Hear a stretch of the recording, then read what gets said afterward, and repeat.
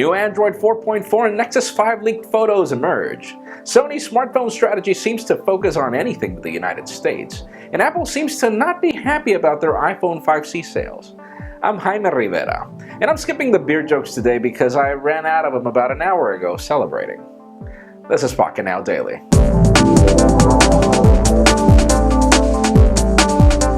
Let's start today off with some official news, as those of you waiting for some hot Xperia phones from Sony to reach the United States, well, your wait is over, but not really for good reasons. Sony's CEO just came on record to state that they are staying away from the United States and Chinese market for the time being, as they're focusing on making the Sony smartphone brand popular in Europe and other markets, because the United States and Chinese market seem to be too complicated for Sony at the moment.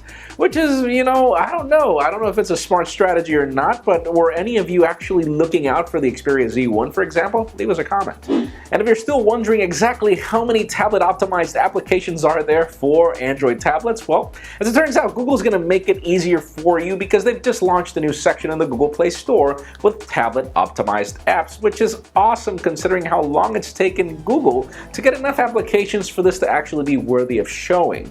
Still, for those of you that want that Twitter application, sadly that is still an exclusive to the Note 10.1. So anyways. Speaking of Google, we've got some leaked photos of Android 4.4 KitKat running on the Nexus 5, and to make it even more interesting, we get to learn about the features that are coming in the operating system.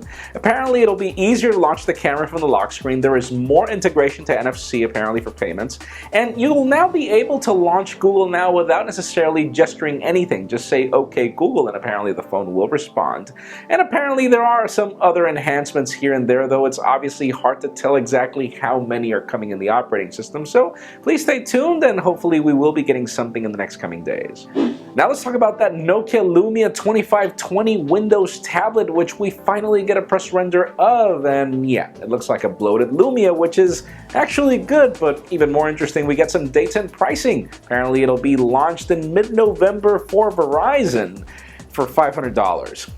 Yeah, Windows RT for $500 again. And then obviously on the other hand, apparently we will be getting an AT&T variant that should launch shortly after the Verizon one for the same price. So $500 for a Windows RT tablet, Microsoft, you're not really getting this, are you? And finally, for the interesting news of the day, it seems that Apple is not happy with their performance of the iPhone 5C in sales. According to some trusted sources, Apple was churning as many as 300,000 units a day during the first days of launch, and now that's obviously dropped to 150,000 units, but that's actually because they were expecting for that drop and not really because they're selling more phones. So, it's kind of interesting. Apparently, this source also states that we will be seeing a price drop in the iPhone 5C soon because of this, which is, interesting. But, that leads me to the question of the day. Would you buy the iPhone 5C if the price dropped? In my particular case, honestly, I feel that the price difference between the 5S and the 5C, that $100, was too little to justify not going for the 5S, and that's really what killed the 5C.